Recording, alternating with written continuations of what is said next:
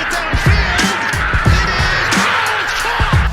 John Moran in the clutch. Oh, my word. Oh, my God. Deep to right field. Way up there. And way down the sideline. Jefferson. Another huge run. Jalen Red broke tackle. Stayed on his feet.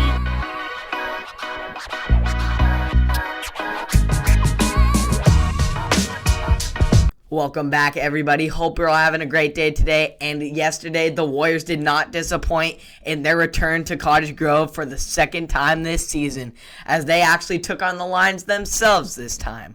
The Warriors were still down two key starters after injuries from last game against Amity, as two-way starters Ty May and Carson Girding are now out for the season, with May being put in a boot and Girding undergoing surgery on his finger.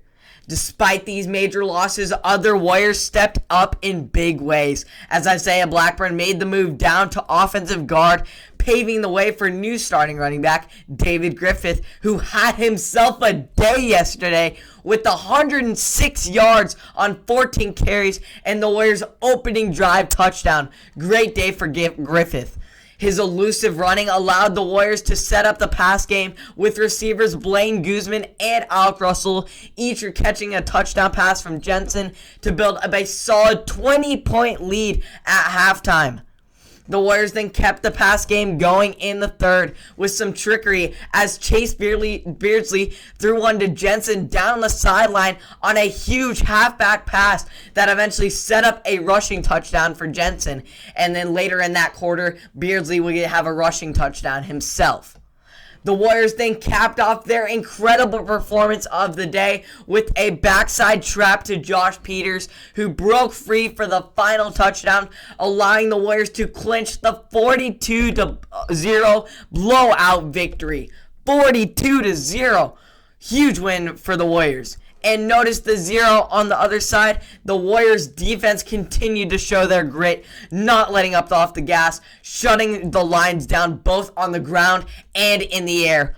All around, it was a great win for the Warriors, who bounced back from a loss to Amity and are now looking forward to take back their home field in a win against Staten this upcoming Saturday.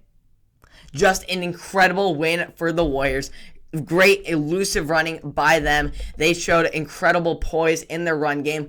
David Griffith is a force to be reckoned with. He just went off the carries. His elusiveness is really showcasing his talent, and he still has two more years to go. He is only a sophomore. Lots of talent upcoming there. And Isaiah Blackburn, if you watched there on that film, he just paved the way through the blocks. He just totally stepped up and really knew his role. He totally is a team player there. He definitely showed his true humbleness there and humility to step down on the line, and he definitely praised the offensive lineman, saying that the offensive lineman, it is not as easy as it looks. So he really understands that now, and I feel like it's helping the team bond as well. The defense continues to dominate, and they will be definitely faced with a challenge in this upcoming Saturday as they take on Staten. The defense will be put to test in the high passing game that Staten has. They have definitely a big kid in a 6'6" tight end named Brock. He'll be a force to be reckoned with, but that will be on to next week.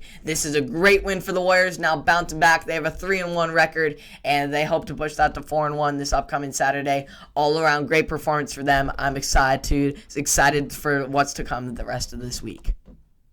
Now onto Down to the Wire college basketball, as championship hopes are rising for the Beavs, who have now reached the Elite Eight and were looking to push their Cinderella story into the Final Four.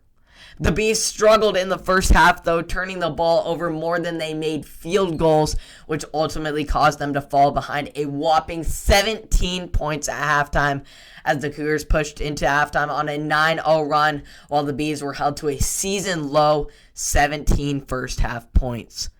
The Beavs were still down big in the first chunk of the first half and the second half, with Houston still out-rebounding them offensively, yet The Beavs then started to get the ball rolling as Ethan Thompson made his first shot of the game and then kept it going from there as the rest of the team got involved to battle all the way back from a 17-point deficit to tie things up 55 apiece with an Altiche bank shot 3 with just under 4 minutes to go. Huge comeback for the Beavs, looking to push through at the end to punch the ticket to the Final Four.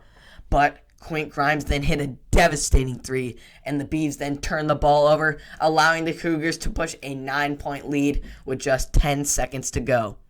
Maurice Kalu then got some last chance hope after he got a ball from Ethan Thompson and hit a 3 over 2 Cougars defenders to put the Beavs just down 6.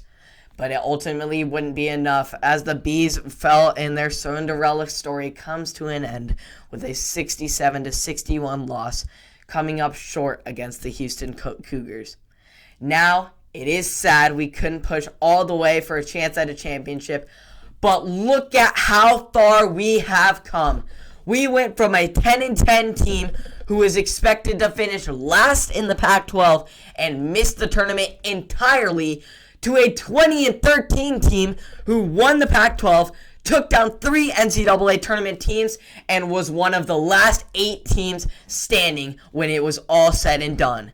Great, outstanding season for the Oregon State Beavers. They made this month of March probably the most exciting, thrilling local sports segments I will ever cover this year. I can't wait.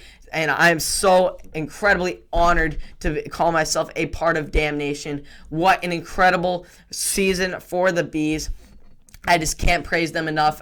Coach Tinkle, Ethan Thompson, Jared Lucas, everyone a part of that team really pushed through and knew that we were just an underdog from Corvallis, but we can change the world. Just shocking the entire world, sports world, and showing that they are a force to be reckoned with in college basketball. Don't underestimate them. And I'm excited how they work in the offseason and come back even stronger next year as they push forward to a chance at another NCAA tournament next year.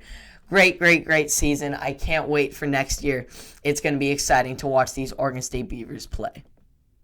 So thank you for tuning in to this special local sports segment. I know it is sad that the Beavs lost, but the Warriors did win, and although the Beavs lost, they are still going to push forward into a great season next year.